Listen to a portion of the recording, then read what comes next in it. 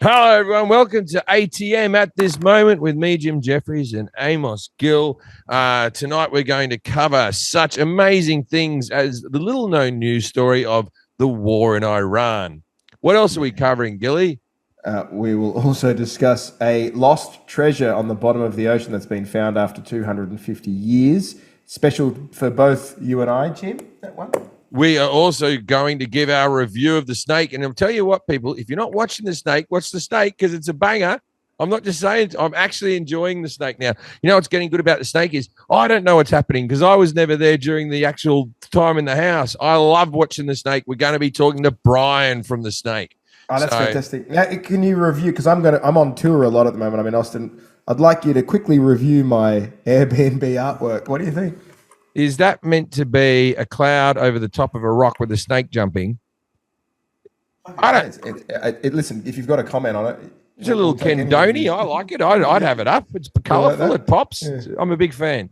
Well, enjoy the podcast, everybody. Also, quickly before we go, join us this week. Me and Amos will be out together doing stand-up comedy in Rockford, Illinois, at the Hard Rock Casino, June 27th. And Bristol, June 28th at the Hard Rock Live. So 2 Hard Rock gigs. Also, July 25th, I will be in Maui. July 26th, I will be in Honolulu. Then every gig after that is all of Europe and all of the UK. And I mean all of Europe and all of the UK. I will be cancelling my gigs in Iran. But go to jimjefferies.com.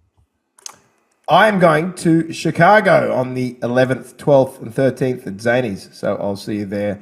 And if there are any Iranians willing to fly me in, I will work it out. I'll do it. I don't give a fuck. Let's go. Hook me. All right, ladies and gentlemen. So here's the podcast. What are we going to talk about today, Gilly?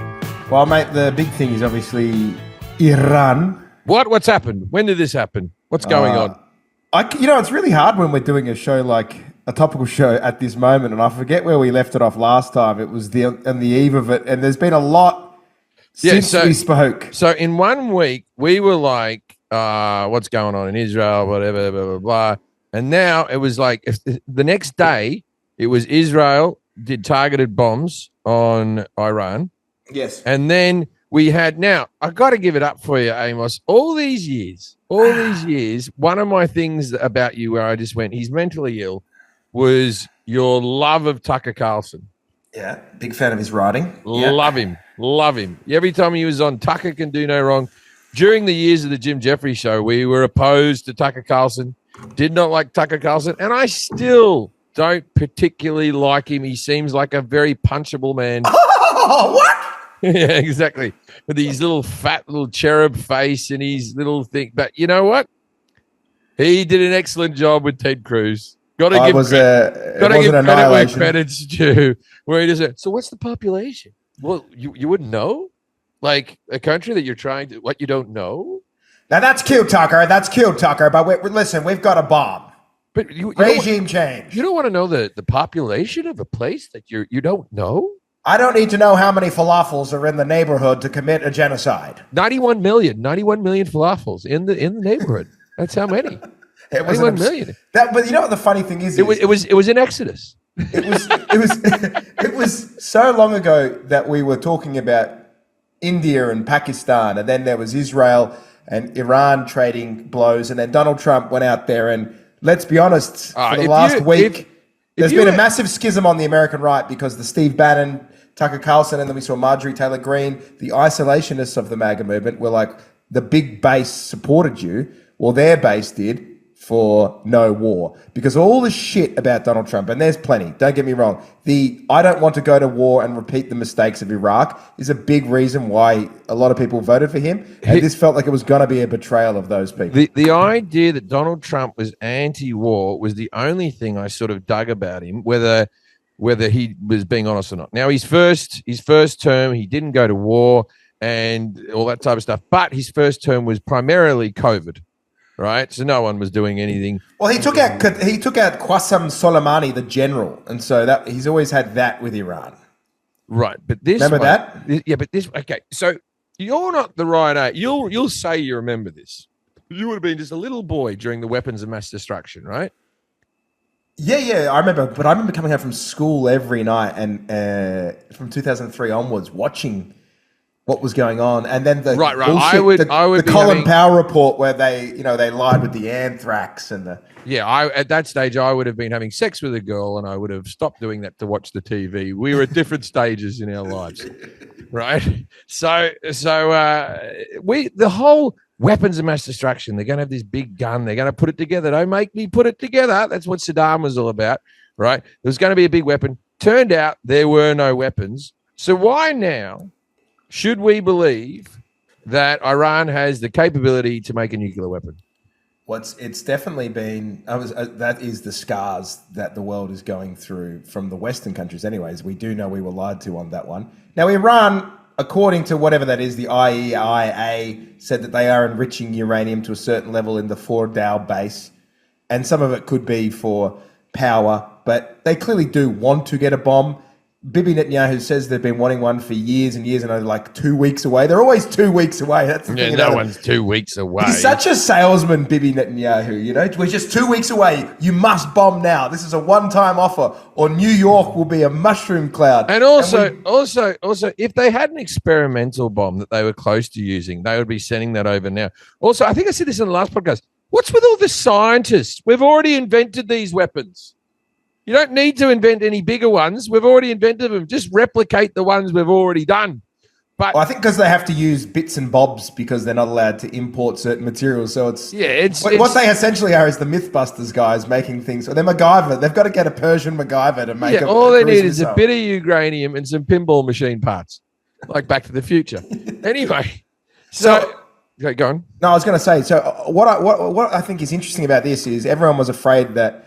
And I think Steve Bannon and Tucker Carlson both got into the White House, into the ear, as opposed to the Fox News wing who want regime change. And Ted Cruz basically wants the Ayatollah ripped out of there.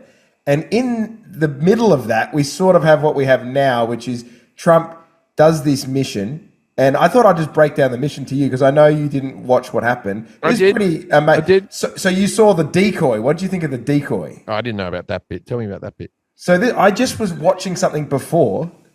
So the planes that actually struck the base started in Whiteman Air Force Base, Missouri, basically Kansas, Missouri. Yeah. Okay. Yeah. So they flew some of the planes, and the news picked up on this, which I remember seeing, which was B-2 bombers being moved to Guam. And it was part of that 2 weeks till we make a decision on what we're going to do. And people thought, oh, fuck, there's bombers there.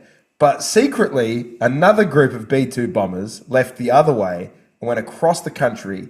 They refueled 3 times in midair, which is, I hate war, but it is sick that they can refuel these bombing jets in the air. Yeah, in midair, 3 particular times. So they did not stop. Each bomber carried 60,000 pounds of explosives. What do you reckon? Do you reckon they had the in-seat movies, or do you reckon they had just movies sporadically over the course of the thing? Like you get to watch Jumanji, and then you get to on their visor shields? No, it's just if you're doing that long a flight, you can't get off. You'd get sick of airplane food, but you have to enjoy the movie.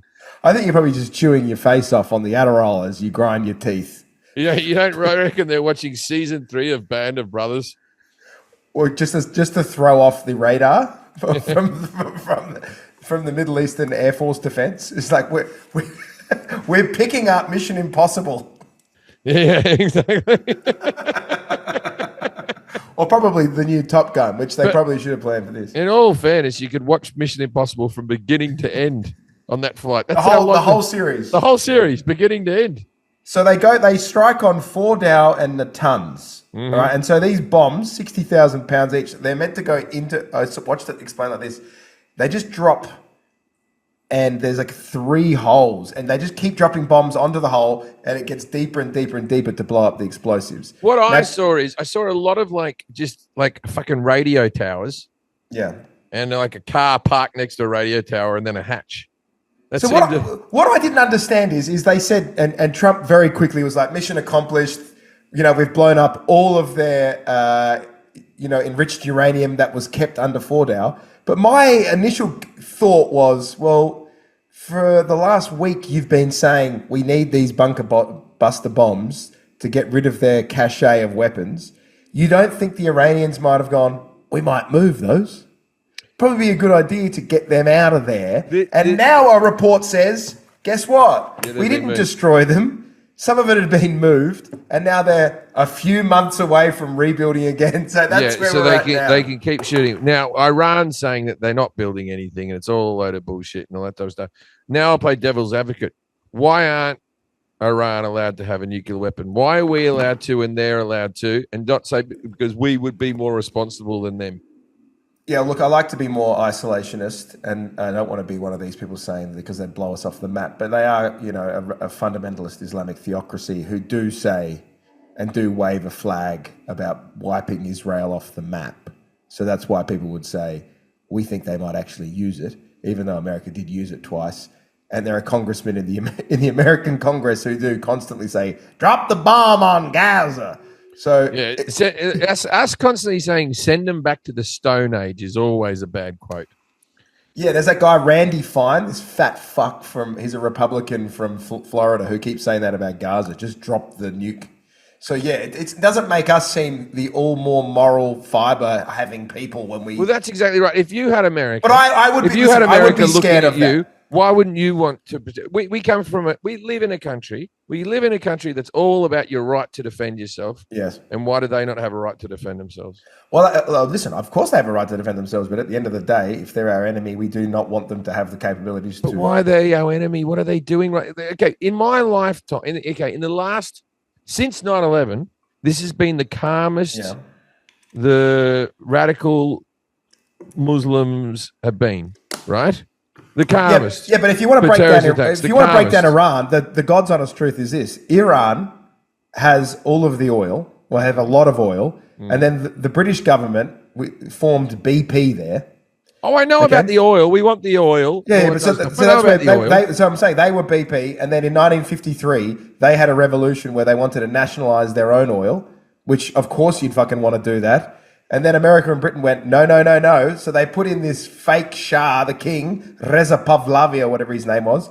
And then he ruled with an iron fist, gave us all of the oil profits. We supported him, made him the king. And then in 1979, they have another revolution, which rightfully so, I could imagine as an Iranian, you'd go, why the fuck does America get all of the money from our oil fields? And so now we've wanted them gone ever since. As a big MAGA guy, and you are. I'm not a big MAGA guy. Okay, as a small in stature. I'm 5'10". As a wimpy MAGA guy. As a limp. I wouldn't be MAGA. Donald Trump said that's not. He says if you don't want to go to war, you're no longer MAGA. So I can't be MAGA. Okay, so you're no longer MAGA. So I was about to say. I'm supposedly no longer. I was about to say Donald Trump, right or wrong in this situation. In our normal segment to Amos, Donald Trump. Right or wrong? I couldn't. To be honest with you, we'll have to wait and see. I'm terrified that there's going to be, terror attacks. Your inkling is right or wrong. I thought wrong, 100%. I don't want to watch him strike and get involved and risk nuclear war with Iran. So it's safe to say that from what you're saying, right? The underlying tone is if you could say one sentence to succinctly feel how you feel, it would be Harris should have won. No. Because I think if you think that Kamala Harris and Joe Biden would have also sorted out the Iran issue, they would have given the Iranians the materials to make the bomb. They would have sent over the uranium. They'd go uranium, we all ranium, and they would have sent it over. I run, you run, we all ran. Check out Mark Roote's text message to Donald Trump today. Which, by the way, if you're friends with Donald Trump, he's like Kanye West. All of his text messages just end up online. Yeah. He just shares. So Mark Rutte is like a Dutch dude who's he's the head of NATO. And I don't think he wanted this share, but this is what he wrote. So this is what the Europeans are writing to Donald Trump. Mr. President, dear Donald, congratulations and thank you for a decisive action in Iran. That was truly extraordinary and something no one else dared to do. It makes us all safer. You are flying into another big success in The Hague this evening. It was not easy, but we have finally got all members of NATO to sign on to 5% of GDP to military budget spend. Donald, you have driven us to a really, really important moment for America and Europe and the world. You have achieved something no American president in decades could get done. Europe is going to pay in a big way for their defense, as they should, and it will be your win. Safe travels, and I'll see you at His Majesty's dinner. Mark Rutte, head and then Trump of sent NATO. back a text like this. This is a picture of a girl I'm fucking. Look at her. Look at her, how hard she is. Was it Melania? Because he's a family man, I hear. Yeah, he's a family man. Who wouldn't be? So isn't that interesting? It is interesting that the more that he wants to bomb, the more he's getting accepted by the NATOs and your CNNs and your Foxes. So how does this end? There's years of war. Look, me personally, I don't feel safe in America right now. I believe that Islamic terrorism is going to go through the roof. I wouldn't go into a packed area this 4th of July if I was you. Well, then you're safe at my comedy shows. Right. And coming to Chicago. One of the safest places is at an Amos Gill comedy show. Not a soul there. No, I'll be honest. A panic room. You gotta be true there, right? No one's thinking I will make my point by bombing Amos Gill. 100%. Jim Jefferies is a danger for Gilly, boom. I got to say, I want to play you some audio because you hadn't heard some of these. So they put in that truce. They put that truce in, right? Mm-hmm. And it was Israel and Iran who were both meant to adhere to it. But he gave them 12 hours. So he goes, in 12 hours, the truce will start. Did he do that? Did he do that with the time difference? Were they asleep? Did they wake up like, oh fuck, I got shit to do today? You know that terrible feeling. Oh, we were meant to drop all the bombs. Fuck. Oh fuck. Oh no, we were meant to have a truce. Why we didn't do it? Just tell them we're doing the truce. And so in the end, it turns out that Israel and Iran both broke the truce pretty quickly. And Donald, for the first time ever, swore. So listen to this. Have you ever heard him swear? That's my Homer Simpson. No. Listen to this.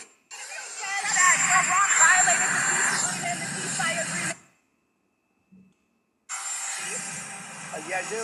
They violated it, but Israel violated it too. Israel, as soon as we made the deal, they came out and they dropped a load of bombs, the likes of which I've never seen before. The biggest load that we've seen. I'm not happy with Israel. You know, when I say, okay, now you have 12 hours, you don't go out in the first hour and just drop everything you have on them. So I'm not happy with them. I'm not happy with Iran either. But I'm really unhappy if Israel's going out this morning because the one rocket that didn't land, that was shot, perhaps by mistake, that didn't land. I'm not happy about that. You know what? We basically have two countries that have been fighting so long and so hard that they don't know what the fuck they're doing. Do you understand that? And then he gets on the plane. I will say this. That was a good fuck. I don't like when people swear badly. That was a swear word from a man who swears constantly. I have heard him say, grab him by the pussy, and it rolled off his tongue. That fuck was as eloquent. He didn't say, grab him by the fucking pussy. Yeah, these cunts in Iran and these cunts in Israel, go fuck themselves. Let's play on that. What's it going to take for him to go, Bibi, the Ayatollah, bunch of cunts. Bunch of cunts? I think he says that on his Australian tour to ingratiate himself. Hey, Elbow, you know, I said the Ayatollah, what a cunt, am I right? This guy's a cunt. He's a cunt. Bibi's not so cool either, what a cunt. I should grab him. Take him out of there. So he put that out there, and it does seem like the truce is holding. That's what's happening at this moment, but things can change quickly. And then he was asked on Air Force One about his phone call with Vladimir Putin, and he said this. I need help with you. You know, I'd like to see a deal with Russia. As you know, Vladimir called me up. He said, can I help you with Iran? I said, no, I don't need help with Iran. I need help with you. And I hope we're going to be getting a deal done with Russia. So he says that Vladimir Putin said, can I help you with the Iran situation, Mr. President? And he says, no, but I need help with you. All right. So Iran, regime change. What's going to happen there? Are we going to move in? We always seem to move in when this happens. Oh, well, you know what it is, mate. As we hinted at before, now that they're starting to say not all of the materials were hit, stuff was moved, there's gonna be a militia group that lets a bomb go. So I still think once the wheels of motion get going, it's very hard for them to not follow through and get the mullahs out of there, which will probably mean a prolonged war over many, many years. But I was astounded at how many people, Democrats, like the establishment of America, are for this. Who is? And I will say this: I'm more conservative than you. So it feels like the world right now. We got Netanyahu, we got Putin, we got Trump, we got the Ayatollah. It feels like we got like fucking 5 or fucking 10 really old men, old cunts who aren't going to be around bickering with each other for monetary reasons for the most part, right? For the most part. It's, mate, you know what it is? It's 5 old uncles who are threatening Christmas every year that it's not going to happen. Yeah. I'm not talking to that one. He can fuck off. And all the nephews and nieces are like, if we could just get the 5 old cunts out of here, we could have a good Christmas. My father and my uncle Brian, they get along great now as old men, but as men when they were my age, because one voted liberal, one voted Labor, right? They used to fucking go politics at each other and not talk. And me and the cousins were always like, I remember leaving one Christmas when my dad told Brian to fuck off and I thought we left. And I remember looking at my cousin like, might be a few years, mate. Might be a few years. Now we're the children in the whole situation, right? The war will be hugely unpopular in America. The war in Afghanistan was already hugely unpopular over here, and then they found nothing. How do they sell it to the American people? By an attack, some kind of terror attack. So you think we need a 9/11, a Pearl Harbor, something to happen to us where we're on board? Let's go, Iran. In the same way that the Gulf of Tonkin, music concert in Israel really set the dominoes off. Of course, because people don't want to send. You know, it's all well and good for these people on Fox News, which is the brain rot of the boomer conservative parent who just watch there all day, where it's like, we have to go regime change. This is vital to the interests of America. It's like, it isn't. Drive around the country, it looks like it's been hit by a bomb. There's homeless people everywhere. The cities are in states of decay. The infrastructure's crumbling. You know, you could do with a mega infrastructure package here instead of bombs to fucking tear down the Persian Gulf. Like, and it amazes me how many poor people in this fucking country are going to have to send their kids up again to go and die for what? What are we giving? And this is how you know they'll be gearing up for war, is when you listen to church-going Republicans from the South saying things like, but women's rights over there. It's like, yeah. You give a fuck about women's rights. There's young girls who deserve algebra. Yeah, no. The algebra's not even a thing. It's like, guys, you don't want girls and women in this country to have access to a lot of healthcare or abortion. So you are quite a theocracy yourself. Mm-hmm. You're not going to get any argument from me on the whole thing. I'm a big fan of women's rights. But it is. People don't know that about me, how feminist I am. It is funny how quickly people just don't learn. Like, I was watching last night with my girlfriend who's much younger than me. It's taken me years not to learn, so it hasn't been quick over here. It's hard to not soak in what we learned from Iraq. Oh, okay. You would, because you would have been, but then again, because I said, how dumb is our generation that we saw what happened with Iraq and Libya and Yemen, and then you go, well, hold on, there was also World War I and World War II, and it seems like that's how it comes in twos. Okay, so everyone always goes, oh, we're about to start World War III. I believe we've started. I mean, this would be World War IV, really, wouldn't it? Because you'd say the Cold War is number 3, and this is the Cold War never had any bullets. You got to have deaths and stuff, right? There was proxy deaths. Yeah, but not in mass numbers. But in the same way, though, this is just a proxy in the end as well, because Russia will be involved. You know what I like most about what's going on in Iran? It's brought us closer together. You're coming over to my side. How many Trump supporters do you think are disappointed by this, or do you think his base? I haven't read. What's his popularity at the moment? What's his popularity? This is the thing. I think en masse, the popularity is actually good because you scare people enough. You talk about, and listen, Iran's always been hated here. They talk constantly about death to America and they're the great Satan. So, they're a terrible regime, no doubt about it. But I've never holidayed there. I've never, and the whole place looks like a beach. Well, that being said, I did see some footage today before the Tomahawk missiles went, and they went past the mountain. I went, I wonder if you can ski there. All right, so Donald Trump's approval rating has hit a new low in the latest Economist poll. That's going to happen at the Economist. They like his performance. Oh, there you are. 14%. Underwater with 40% approval and 54% disapproval. So that's not good for you. Well, but of course, the MAGA movement has people that look at him like he's Jesus Christ. And, You know one of the things that pissed me off. I don't mind that he's a buffoon because you can't change who people are, right? And if he thinks he obviously thinks he's doing the right thing because no one tries to get people killed or anything like that, right? But the fact that cunt has to do it in a MAGA hat just shows that he tried to make it diversive for even people at home. These are moments when you order a missile strike, when you order to see young soldiers go and die, which they didn't, but that's the next step, right? When you order people around, try to make it a bipartisan thing. Why did you fucking wear the bipartisan thing? No, but you know what I mean. He wears the hat all the time. The least of my concern was his hat. To be honest with you, yeah, but I think it's shit stirring. The hat's shit stirring. Admit the hat's shit stirring. You've already won the election. You're in. He always wears the hat. Listen, the only hat that was... you know what hat was responsible for the bombing? Was the little hats. Let's edit that out. Oh, yeah. You're going to go, Mahatma Gandhi. No, like okay, so he has his...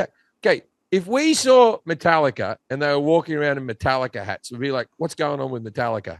Yeah, he loves his own merch, yeah. Yeah, he's wearing his own merch. He's wearing the number 45 on the side of his head, like, who's there? Anyway. Dude, that's so funny to me that you go, he's about to start World War III and you're like, in his own hat. What a cunt. What a cunt. In his own hat. I never wear, you don't see At least he doesn't dress up. I hate when they wear the military. You don't see me sitting around in an April 18th t-shirt, right? Fucking, I wear it, to sleep in or around the house. I don't leave the house with it. I don't wear a Jim Jefferies t-shirt or hat or anything like that. The fact that Cunt was wearing his own merchandise means that he was real impressed with his work that day. He wanted that to be the photograph when people look back in history from the war room. But it's I think it's probably better doing that than when you see like Joe Biden dressed in like a bomber jacket, like he's gonna fly the planes. You know, when they put him in the military suits. I wear bomber jackets. The bomber jacket looks cool, man. Pair of aviators and a bomber jacket. You don't look much better in life than that. That's as good as it looks. Like he's just turning up another day at the office. You like an orange fat fucking a red hat with a long fucking tie. That's your bag, and you think that looks cool. I just said he's being himself. Okay. He didn't dress up for battle. But yeah, of course, there's going to be a schism. They run another election tomorrow. Who do you vote for? I don't vote. I've given you citizenship. No, I don't vote anymore. I can do that. I would say that there's, for a lot of people like myself, this is probably a black pill moment, and we've gone, okay, we've made the best of what we think are the worst options, and many of us went, okay, well, Donald Trump, he's fighting against what we would describe as permanent Washington, and we saw what happened with Barack Obama. So on the left wing, Barack Obama broke our heart, okay, because he got into power, and the first thing he did was bail out Wall Street, even though Wall Street speculators completely collapsed the economy and plunged us into the economic despair that gave birth to Donald Trump. Okay, we're talking about right now. No. I'm giving you what I'm calling two black pill moments for left and right. Okay, so Barack Obama broke a lot of people's hearts on the left.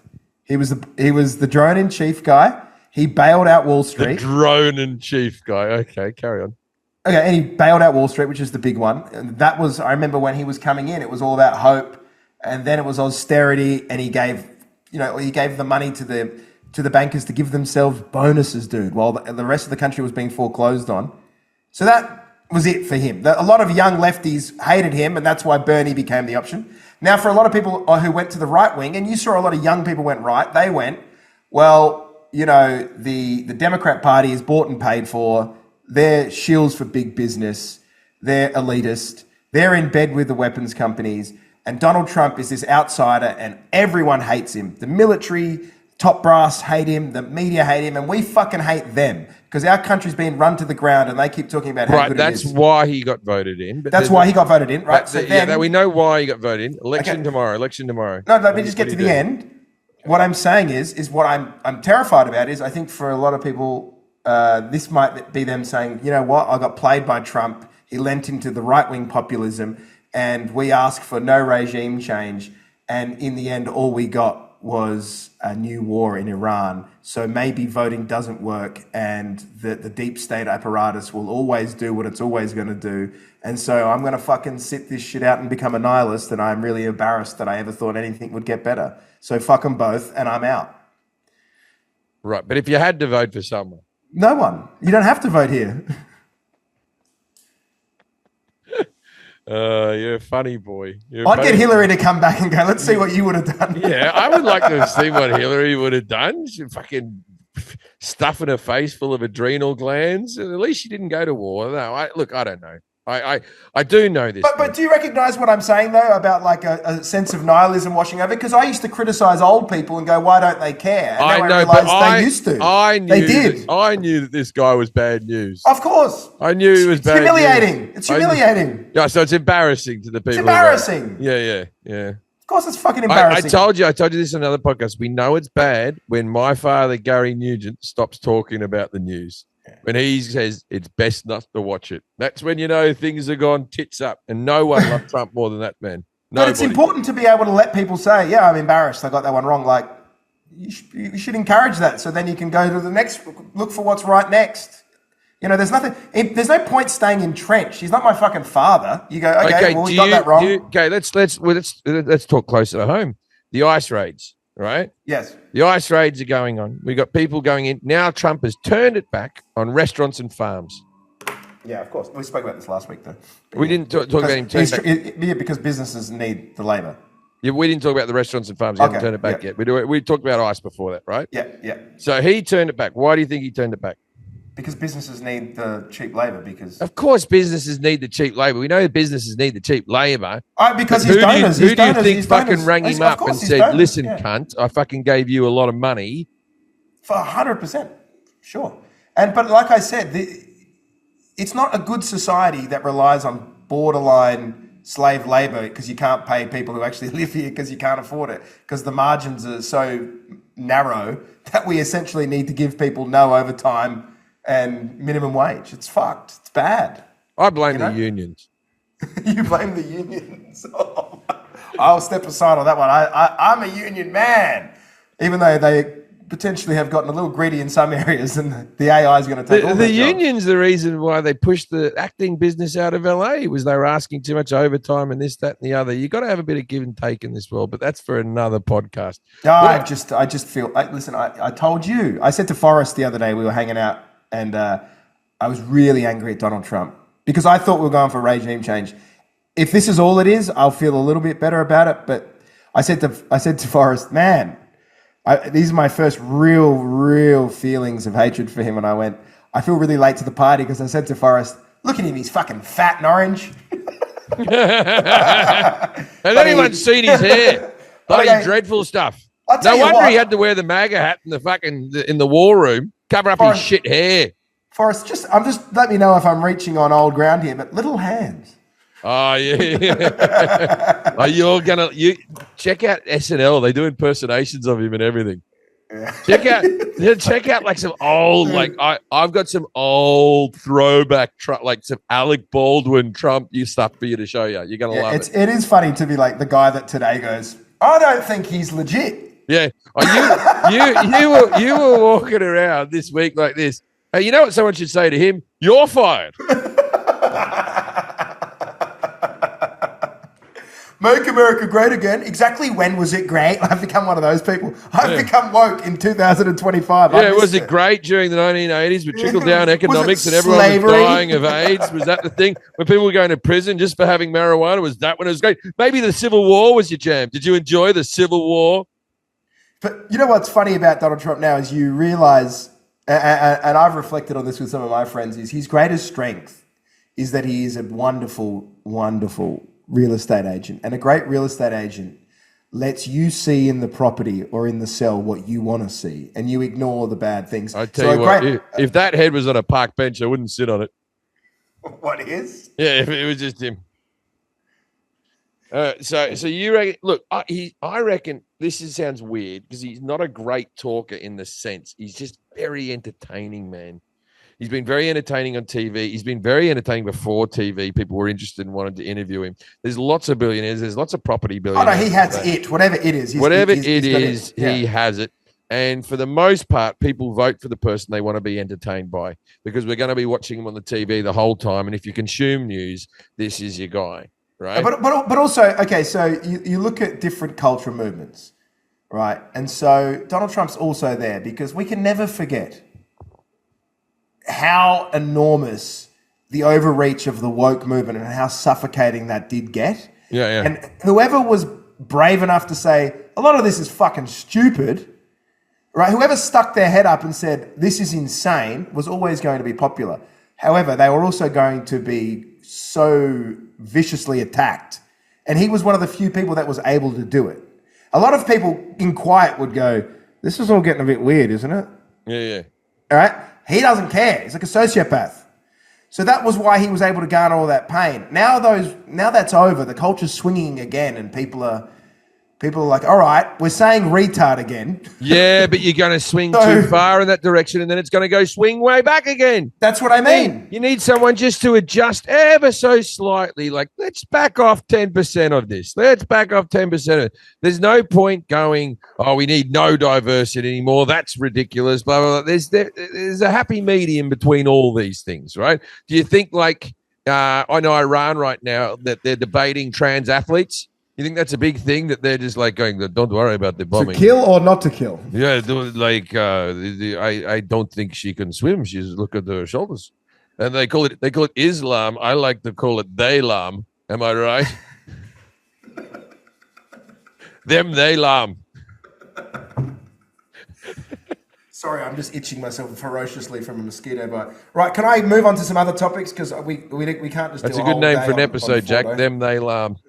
Right, I want to talk about two or three quick things. I think this is a really awesome story for Aussies. Sure.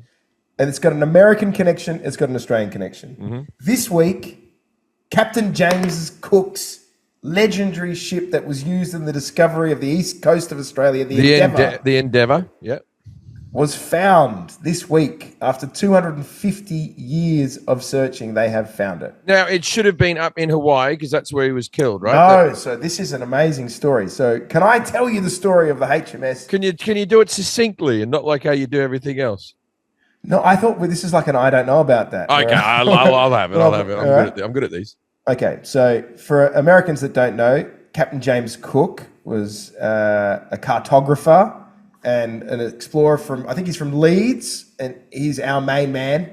Yeah, he's one of the great explorers of the world. And people say, what do you mean exploring? Well, places they didn't fucking know. From white Just because someone else was already there doesn't mean that you can't explore it. I went and explored Italy for the first time a few years ago.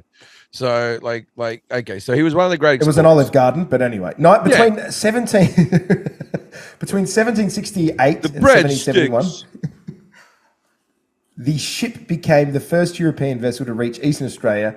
And then after he had gone on his many journeys, he was killed in the what island? In Hawaii. He was killed in Hawaii. Yes, by natives. But the ship itself was sold, and get this one, it was renamed the Lord Sandwich. Oh yes, was that the Earl of Sandwich? That guy who was like, do you want some corned beef? And he's like, I've got an idea. Just wait here during a poker game. Because he didn't want the beef all over his hand. So he got 2 bits of bread and everyone was like, the Earl of Sandwich. Yeah, the Earl of Sandwich. That must have been the best time to invent shit in all of history. With the fact that everyone was so excited by a guy going, I don't like this slimy beef on my hands. Maybe give me a bit of bread. And people were like, fucking the Earl of Sandwich. Then imagine the bloke who just had edible napkins. A bloke with a real long toothpick, and he's like, you could put cubes of meat on this. What's that, Dennis kebab? I just said. Archduke of Kebab. Archduke of Kebab. Yes, well, Lord Sandwich was honoured with this ship. Okay. So my friend here, David Lasagna, was having an orgy with layers and layers and layers of people. Layers of whores. Yeah, and cheesy, sort of like chlamydia-like gunk in between. And that's where we came up with it. Anyway, carry on. Yes, so the ship is named the Lord Sandwich, and then whoever owned it tried to get it involved in the American War of Independence on the British side. Oh, Okay, so it was going to be sent over there. Now they said it wasn't up to scratch. It was a hunk of shit, essentially. Yeah, oh, yeah. And so they did a reno on it, and they ended up calling it Lord Sandwich 2. Lord Sandwich 2. Lord Sandwich 2.0. This time it's personal. Even more beef. Yeah, even more beef. The tagline was, "I'll have it on a roll." Okay. Yeah. Who's your hero? Well, the Lord Sandwich was the hero because it went up for the fight against the Americans for the English, and the boat was scuttled in the Rhode Island harbor as a way to stop Americans getting things in and out. And so that's where the boat had originally died, was in Rhode Island, Newport Harbor. First of all, let's just say this. For a boat that they went is not up to scratch, it had gone from England down to Australia, up into all through all the Pacific Islands, and I'm sure numerous other places. That's more than a fucking cruise ship can do now without having all the toilets block up. Like, That's pretty impressive stuff that it ended up in Long Island. Everyone's like, not good enough. Name it Sandwich. Okay, so this is how it ends. You ready? Hold on. Yeah. So it was storing a lot of coal and whatnot. See if you can look up here. Is that That as was the end of it. colloquialism for? Okay, carry on.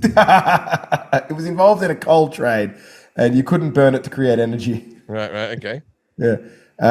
Endeavour sold off to shipping company Mather & Co. Yes, but before being made the Lord Sandwich in 1775 when it and they did it over, and then it was like one of those carnival cruises that had slides up the top of it, had slides and a little stage area and a pool for Cirque du Soleil-like activities.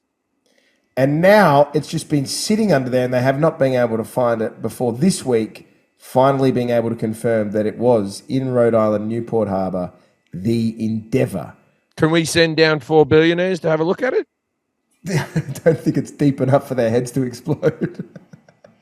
You think Jeff Bezos is interested in the history of Australia? Hank? No. We're doing a podcast. If you hit that button. What's that? We got a new pinball machine in the house. So the good people at Stern Pinball have given me a King Kong machine that's actually not in the house. And Hank's just walked in the house and he's walked up to it like, I might just play this. And then I've told him off. And he's like, I'm just looking, Dad. I'm not up to no good. I'm not doing nothing. Yeah, he's up to no good. What's the idea? So they found it. And yes, so they found it. They're going to go down there and ransack it. They're going to go check out what's in there. You should give it a Google. Tell me what you think of the remote. There doesn't look to be much left. To be honest. Wouldn't be a huge. To be honest with you, it looks like a fucking sack of shit. It wouldn't be a huge boat, would it? It wouldn't be a huge boat. No, it's not enormous, but I think the Brits are going to try and get it back. But surely, because Australia would say no. I think our left wing would be like, he killed Indigenous 20 people. years ago, and that isn't that long ago. 20 years ago, we would build a museum around the fucking thing. We would bring it. We would ship it over. There would be parades of people. We would put it down the main street of Sydney, and then we would have a museum at the end, probably in Canberra, where we would build around it and go the Endeavour, the founding boat of this country, and pretty impressive. Like that would be the first ship that an Aboriginal ever saw. Aboriginals would have seen that. That's the equivalent of a UFO. Right, that was, yeah. That was if you see a SpaceX thing on Mars. It's the equivalent of us seeing a UFO, them seeing a boat coming in, must have blown their mind. And then, just so they look even more like aliens, they don't step off the boat as just a whole lot of white fellas. There are a whole lot of white fellas in horsehair wigs. Yeah. That's got to throw you off, right? That's when you got to think. With knickerbocker socking. Yeah, knickerbocker socking like this. And then just kill the first one to send a message, please. Right? When they first walked off, they wouldn't have been like, they didn't come in peace. They didn't walk off like this. Hello, Aboriginals. Well, I don't think Captain Cook was even... That was his nickname. His real name was Anderson. It was just after the horrible things he did. I think he was he was not a violent man at all. He just liked to draw things. and look at the plants. Yeah, he had a botanist there. He actually landed in Sydney Harbour in a place called Botany Bay, and it's named Botany Bay because of all the new plants that he saw, all the different species of plants that he had never seen, and the botanists were having a field day, hence the name Botany Bay, and that's where they all came in. Yeah, so he came off. So his drawings were so accurate. I think it was up until the 1980s. His map of Australia was often used, which is pretty sick. To be on that boat. His drawings were so accurate that if he covered the Diddy trial, you'd think you were really there. Okay, here's his notes on the Indigenous. You ready? Yeah.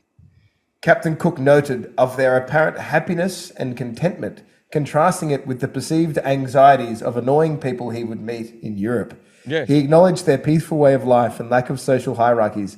Because they didn't have the internet. Yeah. They didn't have the internet. So much easier.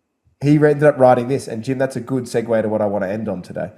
Writing that, quote, they live in a tranquility which is not disturbed by the inequality of condition, with such resourcefulness, utilizing natural resources such as mussels and fires in this remote area. So they were all delightful except for one bloke who was a complete cunt. there seems to be cunts in all societies. Yeah, like in every group, if you look at people in the eye, you'll find kindness, you'll find good, but there'll always be a complete cunt. So I speared him. Yes, I speared him. Why not get away with it? I put a cutlass to his throat. Yes. And then, I mean, that's colonisation. It's pretty grim, but gave us Australia, and I'm not against it. I'm still of the opinion that it's modern day Australia. You can't scrape it. You can't put it under the rug and say that it never happened and all that type of stuff. It's still something that should be historically in the museums and stuff like that. I think if you push it away, it's not the same as, I know that like you don't have statues of Hitler and stuff like that, but that's a different fucking thing. Do you think if we got the remains of Endeavour, we could gift it to the Indigenous and they could use it as a rage room? Can't I have just a little bit, like when they tear down Yankee Stadium and you can buy a little bit of the stadium? Can't I get a little bit of Endeavour just to give us gifts? As a part of reconciliation, we put Endeavour back together and we bring it in, and Indigenous people can like just beat the shit out of it like an old wrecked car that you have at a fair, to get anger out. Or we make it into housing. Okay. Now I've got something to link to because it's about what you said about porn. Okay. Have you seen this? No, I have seen porn. Okay. So I want to circle back to something you just said before. Do you remember the natives who got SpaceX and then just jerked off all day and their entire community fell apart? Who got SpaceX? Who got Not the SpaceX, internet? sorry. They got, what's his internet called? So there's a bunch of natives who just got the internet? Starlink, yes. They got given Starlink. right. Who were these natives who got given Starlink? They were an Amazon tribe that were given Starlink. Yeah. Okay. And let's get this up. Amazon tribe sues New York Times over story it says led to porn addiction. An Amazonian tribe has sued the New York Times over a report about the community gaining access to high-speed internet, which it claims led its members being labelled as porn addicts. The defamation lawsuit said the US newspaper's report portrayed the Marubo tribe as unable to handle basic exposure to the internet and highlighted allegations that their youth had become consumed entirely by pornography. I got to give it up to him, man. My father has still not been able to get into the internet to find porn, and these people are living in the fucking Amazon. They figured it out in a week. So, you got to give it up to the ingenuity of the people. Well, it was hard for them because they didn't start off on magazines. They didn't first go have a Sports Illustrated and have a flog to that. They went, yeah. Someone should have just dropped off a Sears catalog from back in the day, the underwear segment, and then just sort of left and said, "See how you feel after that." Here's American Pie. There's a really hot scene where she's we don't need show the movie Zapped with Scott Baio or a little bit of Weird Science. Porky's, couple of years time, you're not ready for Porky's, right? You're not ready for Porky's. Revenge of the Nerds, all these films that just had tits at about the 3/4 mark of the film. Or even just a calculator where you can write boobs on it first. Yeah, but in their language, whatever their language is. So the Marubo tribe have now sued. It's 2,000 people. They're suing $180 million. What do they care about money for? Now they've found out about money? Well, the internet They've is gone this from is being a much, tribe. Now they're finding out about money. dude, they've gone from a remote tribe to porn addicts to suing the New York Times to essentially. Can you imagine? We were talking about the Aboriginals looking at Captain Cook. Can you imagine a tribe like that with all the women walking around topless, and then all of a sudden you see a big ass pair of fake titties, and you're just there must be different gravity on their country. There must be at this point a Marubo tribe, Andrew Tate, who teaches the young men how to get pussy from other tribes. Yeah. First, you got to get the sports car. Yeah. Look, you don't want to go to a country where you're like, so how's your day been? Bonnie Blue. You know what I mean? Dude, Bonnie Blue goes to this tribe and live streams a gangbang. That's the end. You know what's good? If Bonnie Blue goes to the tribe and puts the email out and says, whoever wants to come do me, I'll be at hut number 4, right? If she does that, look, it'll be a faster day than those porn adult bloody British fellas and Australian guys who have been watching the wrong stuff. There'll be no blue pills and everyone will be done in seconds. She'll get through the 1,057 very quickly. It wouldn't be the first time that a British person spread disease to natives. There wouldn't be a dry cock in the house. Bonnie Blue meets the Marubu. That's what the video would be called. Well, on that note, I'd like to say who's been watching the snake, because we have a guest for us right now. We have our mate Brian here. Brian is from the snake. He was sadly eliminated on this episode, and we'll talk about that a little bit more. Brian is an ex-con, as he's referred to. See, often throughout the show, I don't know if you know this, Brian, but you would have noticed this, Brian. I had to refer to you all as your occupations all the time, right? I had to go Derek the detective, Cody the cowboy, Alyssa the OnlyFans model, and Brian the ex-con. But you're more than that. You're a jewel thief, which is a lot more exciting than ex-con. I agree. I remember in this last episode while I was down there, the director yelled out, "Hey, ex-con, will you move to the left?" And you were like, "His name's Brian." Like, the guy has a name, you know. Yeah. And I appreciate that, Jim. I really do. When they all stand in the pit, it was very hard to space them for the camera panning around to see their face. But I used to think, what a bunch of kerfuffle this is. Like you guys, you stand backwards, you stand forward, you stand to the side. Now that I've watched the episodes, so let's cut to the end. We'll go back to the beginning, but let's cut to the end. Catherine, you thought she was going to save you, right? We've had Catherine on the podcast before. Catherine even said to you at the beginning of the episode, if my father dies, I'm going to have Brian walk me down the aisle. In an earlier episode, she said, my whole family are ex-felons. How are you, right? What's your opinion on Catherine now? Well, what you didn't see is as we were walking back from that first challenge, I was the first one to go up to her and say, "You're full of shit.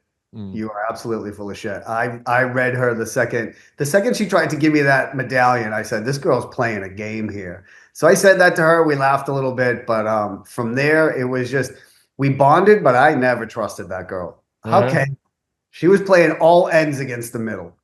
I don't know how she was the only contestant who was allowed to have her phone. All the rest of you had your phones taken off you. Every time they cut back to Catherine, she's like this. Step number 46, punch homeless people in the face. That must have been before they went. That must have been her initial interview where she got to actually have the phone, that type of stuff. I'm not meant to have favorites, but my wife thinks it's hilarious that I very clearly have favorites on the show. You can see I'm very warm to Jack throughout the whole thing, right? But you're also one of my faves, Brian. I always liked having you around, even though every time I looked at you, you always said to me, "I'm going to steal your watch." You're just out there. I was going to steal it. I love that watch. Look at that. Oh, it's a different one. But is that a different one? It's a different one. Lucky bastard to have more than one. All I have is this one. This is the last thing I stole. What is it? What is it? It's a Rolex. It's a date just. Oh, well, a stolen Rolex is as good as any. I agree 100%. Do you find it weird that you constantly kept on telling Derek the detective about your crimes? On this last episode, you say my last heist was $500,000 and you didn't get caught for that one. Or you did get caught for that one. I only went away for one of the 22 robberies that I did. Why do you tell us about the other 21 robberies then? Because the statute of limitations is over. Massachusetts does not have any, they can't come and get me for it. The statute of limitations for that ends 10 years after I did it. All right. So you're good to go. I am good to go. So there could be another 22 crimes that you've committed in the last 10 years you're not telling us about that we'll find out in 10 years' time. Very well. I'm staying tight-lipped over those. Now, quickly before we go on about the show, I've started following you on social media. Are you a stand-up comic now, Brian? I dabble, man. I dabble. I've always been a huge fan of yours. As soon as it came out, I was very, very excited to see that because, as a fan, I study it. And I do get up on stage a little bit. I got a show because of this show. I got a show here in Texas at the Comedy Arena July 5th. I'm really excited about. I do it a little different. I'll come out and I'll tell 5 to 7 minutes of my story, and then I have an improv troupe come out and improv off of what they heard. So it ends up being a really cool show. We got Gilly back. Can you hear us all right? So it started off as jewel thief. Now I'm hearing gig thief. He's become a stand-up comedian. He's become a stand-up comedian. He's a jewel. He's got to look. At least he's got a story to tell. How many hipster cunts do you have get up there and just talk to you about fucking working at Whole Foods and that type of stuff? I'd rather hear a jewel thief than most of the fuckers who get. Me and my girlfriend. Nah, there you go. We struggled sharing the apartment. Oh, for fuck's sake! No, you're back. You're back. For fuck's sake, worked. All right. Turn the video off and just do audio. Maybe that will help. So, Brian, on the scale of stealing rings from the beach while someone swims and being a jewel thief, lowering yourself from the ceiling in the Louvre, what were the scale of your crimes and your best ever snatch? I'd have to say somewhere right in the middle. I was a solid C student, so we were just hitting. We were either hitting stores or we were hitting traveling salesmen. So the landscape at the time were there were no chain jewelry stores back then. It was just mom and pop stores, and guys would drive around with their entire inventory in their car. They'd almost be driving like armored cars. So I remember for one of the robberies, we had to subdue the guy in a fake store. We actually just opened a store that we said, hey, we're gonna furnish. Yeah, it was an entire fake setup. We gave the landlord cash with a fake ID, and we said we're gonna open this jewelry store. This guy came in thinking he was gonna furnish our entire store. We had cases up at the front that were empty, and he walked in, and we ended up duct taping him to a chair and going out to his car and taking all of his shit. And it was he had 3 locks on the back quarter panel of his car, and only one of them opened the trunk. The other 2 set off an alarm, and then inside it was chained and padlocked so that the trunk didn't open all the way open. So you needed a key for that. So we had to talk to this guy and get him to tell us exactly how to get into the car. So, there were things like that, but we were really efficient when we were just going into a store to clean it out. Brian, can I ask if there's an Ocean's 11? I don't know how many you were, but did you ever say the phrase "It's just one last job" and then you put together a team of every specialists? Every job was one last job. My dad. This was with my dad, and my dad would always say, I'm the same way about sucking cocks in alleyways. The last one. Yeah. This will be the last one. Every job. I'm the wheel man. I take him to the alley and then I drive him away. All right, we're not going to labor on your I had a friend who came over to watch the show and he said, "Why does everyone else get an occupation and he doesn't get an occupation? He gets ex-con written underneath." So we're not going to labor on your business. Although while you're away, Gilly, he showed me the Rolex he's wearing is from his last job. So you who did you bond with in the house? Who did you like? Who didn't you like? Everyone seemed to me to be a pretty decent human being. Yeah, they were all pretty great. It was, once the house was divided from dinner crew to trauma crew, that's what we called ourselves, the people that did the first challenge, we were trauma crew. Then there was the bro crew, which was Jack, Devontae, and Brett. Yeah. I tried really hard to bond with Brett because I hated him. I hated that guy. He's just tall and beautiful, abs for days. I was just all set with him, but I had to like him. He's the grape to your raisin. Is that what you're saying? 100%, man. Seriously. I'm shriveling up over here, and he's got tan abs all day. I used to love how he always used to have like a button. I remember once saying I was as lost as one of Brett's top buttons. You know what I mean? Like I couldn't, look, like to have it hanging down there. And also the chest waxing. Was the man just waxing his chest every day? He had to be. He had to. I never saw it. If I did, I would have been deeply disturbed, probably more than drinking that drink. What was okay? So we have on this episode, you had cockroaches poured on your head. You did not win the round. Refresh my mind. Who were you paired with again? I was with Frankie, who bailed. Like, I had to tell Frankie before we got in the box that, just get in the box and put the roaches on you and stay as long as you can, because he was saying that he wasn't even getting in the box. Yeah, right. Because you got to make a good showing of it. Because one of the problems with it is you won't get saved if you look like you're being a bit of a pussy in one of the actual tasks, right? And I wanted to win this, man. Double snake, I wanted to win. And I somehow think that's what, because Cody was a double-headed snake. We lost 2 players, you and Cody the Cowboy. I think Cody the Cowboy, I think you went home because you trusted Catherine.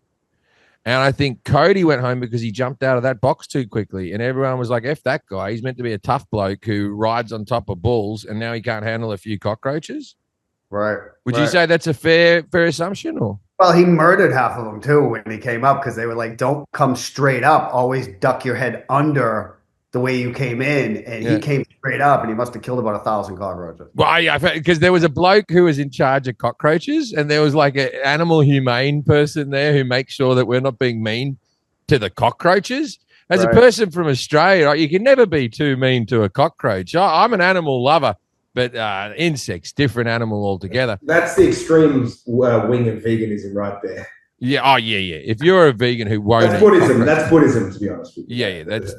That's ridiculous. So you went in. How bad was the cockroaches? Because from Christine's point of view, it was the most horrible experience that anyone could ever done. I watched the footage. Have you seen the episode yet? I haven't. I'm gonna go watch it tonight. Man, she screams and she cries, and I'm just wandering around. Who wants this more? Who wants like this?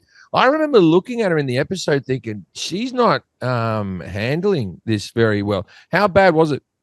Did you see me checking her skirt at the end? She wanted me to look down her skirt when she got out of the box to make sure there were no cockroaches like in her underwear. Wouldn't you go upwards? I thought that'd be an upwards. Who goes downwards in that way? She was in such a panic that I was like, okay, I'll look. It was pretty awful. That you can feel their legs crawling on you. It's really, really uncomfortable. But I could have survived it to get through the puzzle. It's survivable, but it's really disturbing to feel all of those legs crawling on your face. Now, and then crawling underneath the goggles, it wasn't fun. So you get out. So Pastor Jacob wins. He wins it with McLean. McLean's been in the bottom 2. Pastor Jacob got through on by the skin of his teeth the episode before. Pastor Jacob was dead for all extents and purposes. He was out of the game. Everyone in the house turned on him. Then he tries this whole new pack thing. Were you spoken to about the new pact that he was trying to do? You feel like you were excluded from that and just riding on Catherine a bit? No, I was going after Pastor Jacob. I was hoping that after he became Snake, he would pick me, because I was the only one in the house that gave that guy a chance. I sat him down and I said, I don't understand why the house hates you. Can you explain this to me? He wasn't a bad guy. I don't think he was plotting evilly against people. I had multiple conversations with that guy. And then I got pissed when he became the Snake and he wasn't even looking towards saving me. And we had a little confrontation in the house. Oh, really? What was that about? Like, what happened? I just said that I was pissed that he was going to continue to keep the house divided the way that it was. Like, he's a pastor. He's supposed to bring everybody together. And I thought that he would do something very different than just keep the status quo. Right. So you're telling me that religion has made people divided? Yeah. Wow. How? This never happened throughout history. No, it really hasn't. Seems very odd. All right, so we got Cody the Cowboy. Cody speaks like this on the thing. So Cody got very fond of Christine, right? Got very fond of Christine. Cody gets kicked out. The last thing he says on tonight's episode is, "I think she'll call me. I think she'll slip into his DMs or call him or something. I think she'll get in contact with me." Right? I have you stayed in touch with the other contestants? I have, everybody pretty much. Do we know if Cody and if Christine reached out to Cody? I don't think so. I don't think it's happened. You don't think it's happened? Yeah, right. It could be bullshit, Jim, because I ran into Jack at the Comedy Mothership. He was watching my show and he told me that there's a lot of inside gossip who's rooting who, but he's not allowed to say. We'll get more ratings if we might have Jack back on if he knows that type of information. Seriously. All right, so we got Cody, Christine. So, when did you know during the saving ceremony that you were cooked? It was when the last four were down there. I wasn't sure who the pastor was going to save, but I'm pretty sure it wasn't me, and I knew McLean wasn't going to save me because every single time I tried to have a conversation with McLean, something came out of my mouth. Like, she's just vanilla, virgin-esque. She's never heard a bad word in her life, or that's how she kind of acted. And every single time I said, the thing I learned most about prison was it turns out I'm not a top. She would just freak out about that. She's just like, oh my God, every single time I talk to you, something weird comes out of your mouth. So she kind of stopped. So I knew. Well, in her defense, you did go into great detail about what a bottom is. I did. Yeah. She was like, you don't want to be like a bunk, like in the bunk. Yeah. You bought a bunk. Did you enjoy being on the snake? Would you do it again? Any regrets? I would absolutely do it again. I think when I came back a week after, my fiance asked me if I would do it again, and it was a hard no. And then, you watch the show and you get that little bit of fame, and yeah, I would absolutely do it again. I'm addicted to it a little bit. Yeah, and you came across pretty good. Some people came across better than others. I'll tell you, my son, and he hasn't watched the episode because this is like family viewing now. We sit down on a Tuesday night and we all watch The Snake. So I've got the inside gossip. And my son's two favorite people on the show, Brian and Cody. Oh, that's amazing. My 12-year-old boy, Brian and Cody. So tonight he's going to be very disappointed.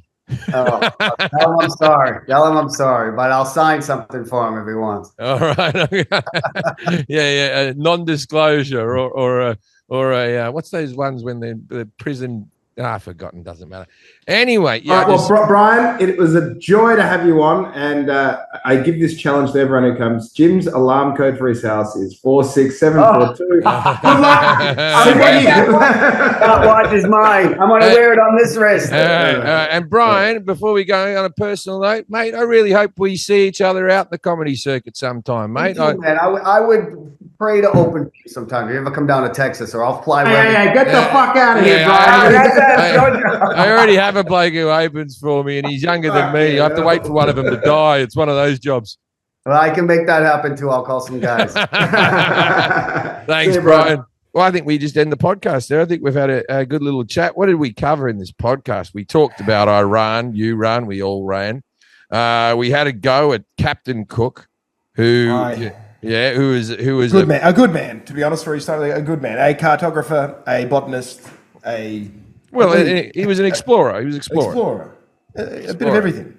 Everything. Boat owner. You can say that. You know what? Like, you reckon right now, fucking Captain Cook's in his grave making jokes with other ghosts like this, going, the best day in your life is when you buy your boat. Your second best day is when you find it at the bottom of a harbour in Long Island. Anyway. The second best day is when you fuck a few natives on it in Fiji. Woo! Don't show them porn. Oh, they think you're ugly when you're naked then. They get too adjusted.